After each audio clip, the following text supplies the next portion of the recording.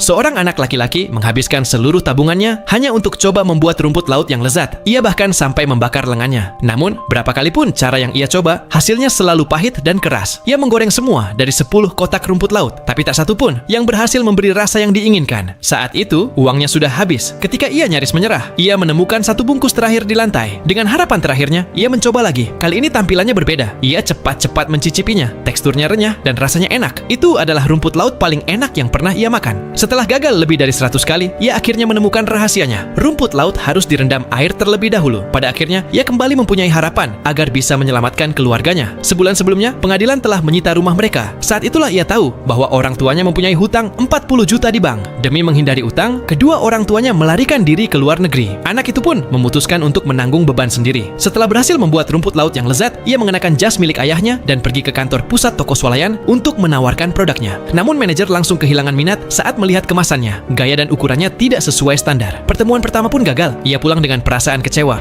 Demi memenuhi permintaan toko, ia menyewa jasa desain dan memperbarui kemasan. Lalu ia kembali ke kantor pusat, tetapi petugas resepsionis mengatakan bahwa manajer sedang rapat. Ia menunggu berjam-jam, namun manajer tak kunjung keluar. Akhirnya, ia menyerahkan satu kotak penuh rumput laut pada staf dan pergi tanpa sepatah kata. Tak lama setelah ia pergi, dua karyawan mencoba mencicipi rumput laut itu. Rasanya begitu enak sampai mereka tak bisa berhenti makan. Dengan cepat, seluruh kantor membicarakannya. Manajer pun langsung menghubungi anak itu dan setuju untuk bekerja sama. Tapi ada satu syarat, dalam sebulan akan ada inspeksi ke pabrik. Anak itu langsung terdiam ketika mendengar kata pabrik. Ia tak punya uang untuk membangunnya. Putus asa, ia pergi ke bank untuk mengajukan pinjaman. Tapi permohonannya ditolak karena usianya baru 19 tahun. Dengan pilihan terbatas, ia membobol rumahnya yang telah disegel bank dan memakai sisa uang terakhir untuk menyewa pekerja. Tak lama pabrik rumput laut mulai beroperasi. Hari inspeksi pun tiba, tapi karena pembangunannya terburu-buru, pabrik itu masih penuh masalah. Para pekerja tidak mengenakan sarung tangan atau masker. Bahkan ada lalat di dalamnya. Manajer hanya berkata bahwa mereka akan berdiskusi kembali. Sebelum pergi, pamannya memberinya amplop merah dan menyuruhnya menyuap inspektur. Tapi anak itu menolak. Ia tahu, tidak ada jalan pintas dalam hidup. Jika ada masalah, maka harus diperbaiki. Akhirnya, semua pekerja mulai memakai masker dan sarung tangan. Masalah keamanan pangan pun teratasi. Suatu hari, perusahaan mengirim faks, namun baris terakhir terlalu samar untuk dibaca. Anak itu bergegas keluar dan menyorotinya dengan cahaya matahari. Perlahan, dua kata muncul, lolos. Anak itu akhirnya berhasil. Di hari pengiriman, ia memeluk pamannya dengan penuh sukacita. Setelah semuanya selesai, ia menelepon ayahnya sambil menangis. Ia berkata bahwa kini mereka sudah bisa pulang ke rumah.